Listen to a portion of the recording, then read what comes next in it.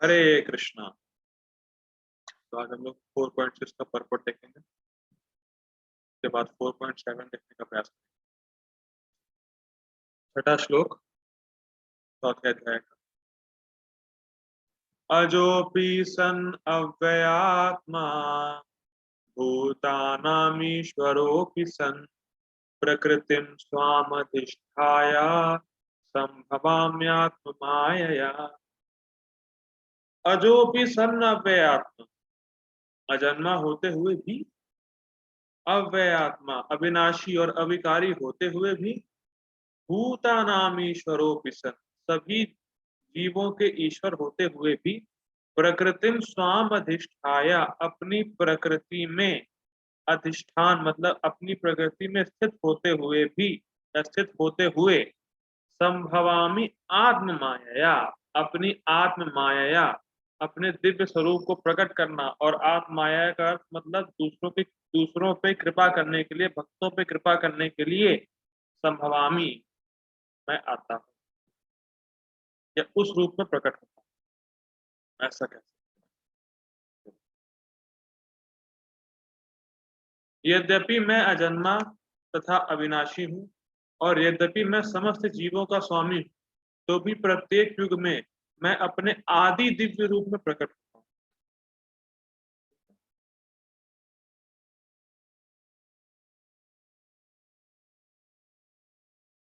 Purport by His Divine Grace A.C. Bhakti Vedanta Swami Srila Prabhupada की जय। भगवान ने अपने जन्म की विलक्षणता बतलाई। लोक विलक्षणता याद आ रहा होगा, ठीक। गोपाल जी का परपट मैप मैप करिएगा, ठीक है, सब कुछ सेम ही है। यद्यपि वे सामान्य पुरुष की भांति प्रकट होते हैं, किंतु उन्हें विगत अनेकानेक जन्मों की पूर्ण स्मृति बनी रहती है।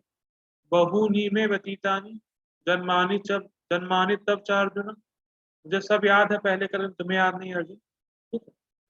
मतलब लोक विलक्षणता को प्रभुपाद जी बता रहे हैं कि भगवान को सब याद है लेकिन हमें सब याद नहीं रहता, ठीक है। या कह सकते हैं हमें कुछ भी याद नहीं रहता, किंतु उन्हें विगत अनेकानेक जन्मों की पूर्ण स्मृति बनी रहती है, जबकि सामान्य पुरुष को कुछ ही घंटे पूर्व की घटना स्मरण नहीं रहती, ठीक है। वो तो क्या, वो तो उन्होंने देख लिया। यदि कोई पूछे कि एक दिन पूर्व इसी समय तुम क्या कर रहे थे, तो सामान्य व्यक्ति के लिए इसका तत्काल उत्तर दे पाना कठिन होगा। उसे उसको स्मरण करने के लिए अपनी बुद्धि को कुरेदना पड़ेगा कि वह कल इसी समय क्या कर रहा था। अब जो सो कॉल्ड रास्कल भगवान बने घूम रहे हैं, उनसे पूछे कि भाई तू पिछले दिन क्या कर रहा था, इस समय नहीं बता पाएगा। तू अगले दिन इस समय क्या करेगा, नहीं बता पाएगा, ठीक। एक दिन पहले का तो बता नहीं पाता व्यक्ति। वो कहता है मैं भगवान हूँ, मैं ये हूँ, मैं फलाना है, मैं हाँ, सब नॉनसेंस। उसे उसको स्मरण करने के लिए अपनी बुद्धि, हाँ ये हो गया। फिर भी लोग प्रायः अपने को ईश्वर या कृष्ण घोषित करते रहते हैं, ठीक है। तो टेस्ट करने का सिंपल फंडा ये है, उससे पूछो भाई तुमने एक हफ्ते पहले क्या किया था, इस समय नहीं बता, ठीक। मनुष्य को ऐसी निरर्थक घोषणाओं से भ्रमित नहीं होना चाहिए। अब भगवान दोबारा अपनी प्रकृति या स्वरूप की व्याख्या करते हैं। प्रकृति का अर्थ स्वभाव तथा स्वरूप दोनों है, लेकिन उन्होंने टीका में देखा।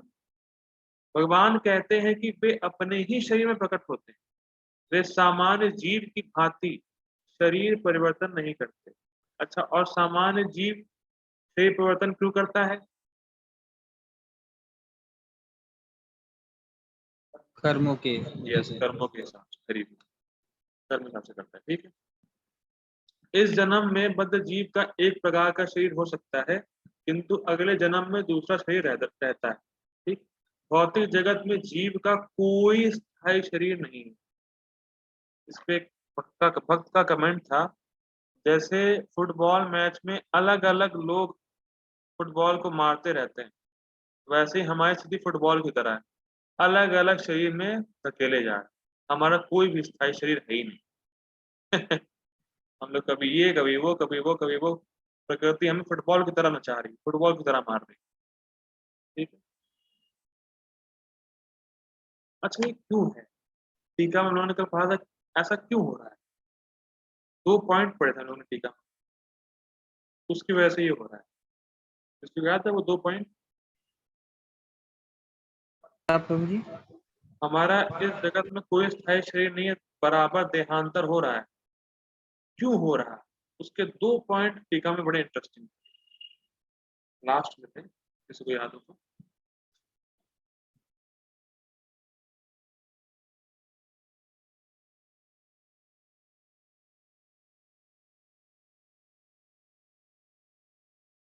बता देता हूँ।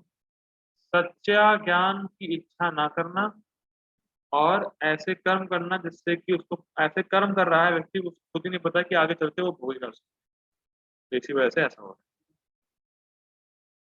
किंतु भगवान ऐसा नहीं करते।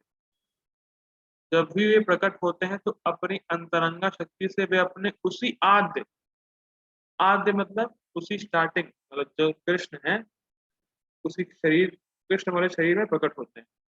और उसका फीचर्स क्या है? द्विभुज, ज्ञान सुख घन, का उन्होंने पढ़ा था। ठीक है। दूसरे शब्दों में श्री कृष्ण इस जगत में अपने आदि शाश्वत स्वरूप में 2 भुजाओं में बांसुरी धारण किए अवतरित होते हैं। ठीक है वाली बात। वे इस भौतिक जगत से निष्कलुषित रहकर अपने शाश्वत शरीर सहित प्रकट होते हैं। अभिकारी, कुछ नहीं आता उसको, तो देखा था हम लोगों ने। यद्यपि वे अपने उसी दिव्य शरीर में प्रकट होते हैं और ब्रह्मांड के स्वामी होते हैं, तो भी ऐसा लगता है कि वे सामान्य जीव की भांति प्रकट हो रहे हैं। ठीक। यद्यपि उनका शरीर भौतिक शरीर की भांति क्षीण नहीं होता, फिर भी ऐसा प्रतीत होता है कि भगवान कृष्ण बालपन से कुमारावस्था तथा कुमारावस्था से तरुणावस्था प्राप्त करते हैं। उन्होंने कल सब चर्चा कर रखी है, मुझे समझ में आ रहा होगा।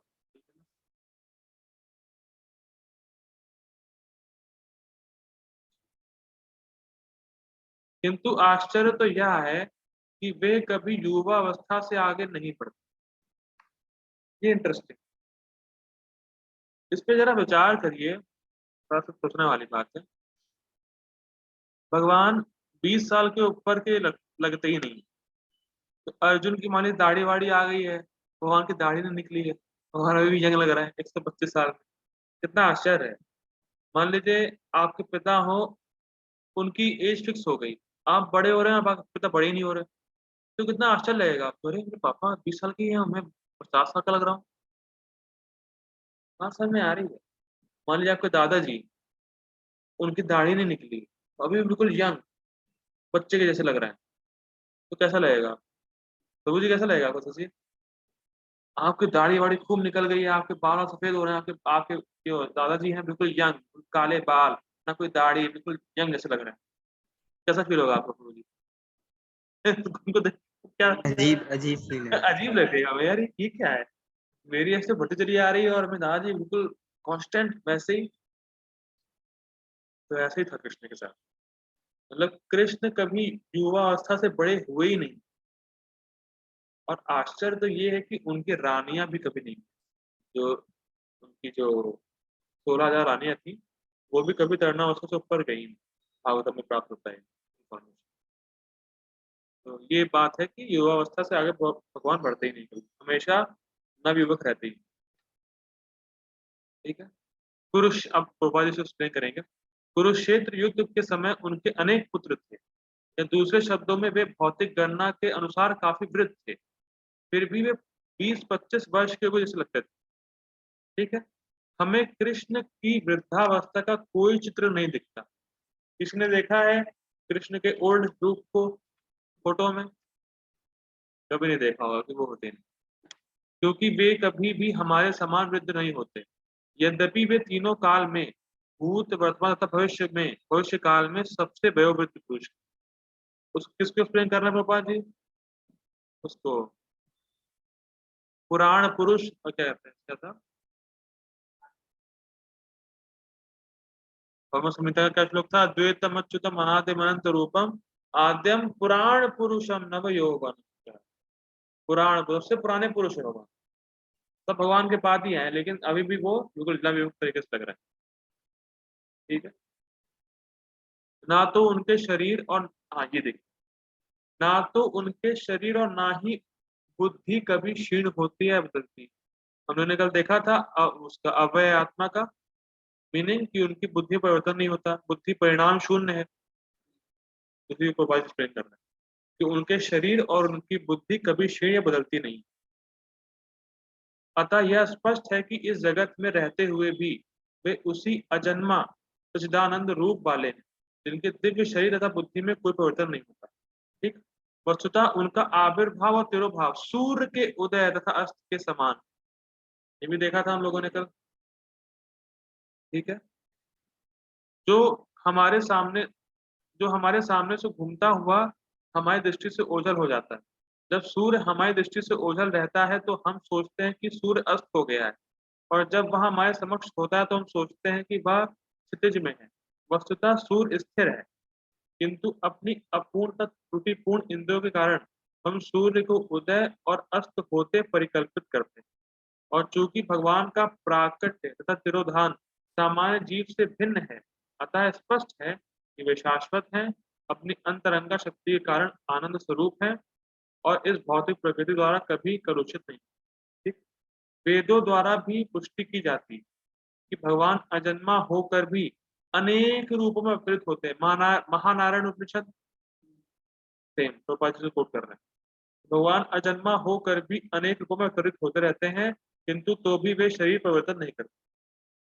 श्रीमद् भागवत में वे अपनी माता के समक्ष, अब देखिए वही वाला पॉइंट हम लोगों ने कल चर्चा की थी, जो जब भी भगवान के बारे में, भगवान के जन्म के बारे में सोचे तो ये सोचे कि हमारा जन्म और भगवान का जन्म टोटली अलग है। उसमें कर रहे थे की बात। श्रीमद् भागवत में वे अपनी माता के समक्ष नारायण रूप में 4 भुजाओं तथा 6 ऐश्वर्यों से युक्त होकर प्रकट होते हैं। फोटो ग्रुप पे आई गई। उनका आद्य शाश्वत रूप में प्राकट्य उनकी अहेतुई कृपा है। माया माया का अर्थ दम और कृपा दोनों था। भगवान कृपा करके आते हैं, तो उसमें कर रहे हैं। ठीक है, अहेतुई कृपा है जो जीवों को प्रदान की जाती, जिससे वे भगवान के यथारूप में अपना ध्यान केंद्रित कर सके, न कि निर्विशेष वादियों द्वारा मनोधर्म या कल्पनाओं पर आधारित रूप में। विश्वकोश, सेम, विश्वकोश के अनुसार माया या आत्म माया शब्द भगवान की अहेतु की कृपा का सूचक। भगवान हमें अपने समस्त पूर्व आविर्भाव तिरोभाव से अवगत रहते हैं। ठीक है, किंतु सामान्य जीव को जैसे ही नवीन शरीर प्राप्त होता है, वह अपने पूर्व शरीर के विषय में सब कुछ भूल जाता है। वे समस्त जीवों के स्वामी, भूतानाम ईश्वरोपि सन्, क्योंकि इस धरा पर रहते हुए वे आश्चर्यजनक तथा अति मानवीय लीलाएं करते रहते हैं। अतः भगवान निरंतर वही परम सत्य रूप हैं और उनके स्वरूप तथा आत्मा में या उनके गुण तथा शरीर में कोई अंतर नहीं। लास्ट वाला पैराग्राफ, लास्ट वाला, हाँ, गुण गुण और जो गुण है और जो गुणवान है उसमें कोई अंतर नहीं है, और जो शरीर है भगवान का और जो आत्मा है उसमें कोई अंतर नहीं। ठीक है, अब यह प्रश्न किया जा सकता है कि इस संसार में भगवान क्यों आविर्भूत और तिरोभूत होते रहते हैं। मतलब भगवान यहाँ पे क्यों आते हैं, क्यों प्रकट होते हैं, क्यों अप्रकट होते हैं, भाई क्या प्रयोजन है भगवान के आने का। अगले श्लोक में इसकी व्याख्या की जाएगी, अगले श्लोक में इसकी व्याख्या की गई, व्याख्या की गई। ठीक, तो हम लोगों ने क्या पढ़ा, स्पष्टीकरण की बात पढ़ी हम लोगों ने, कोई डिफिकल्ट तो नहीं होगा मेरे ख्याल से।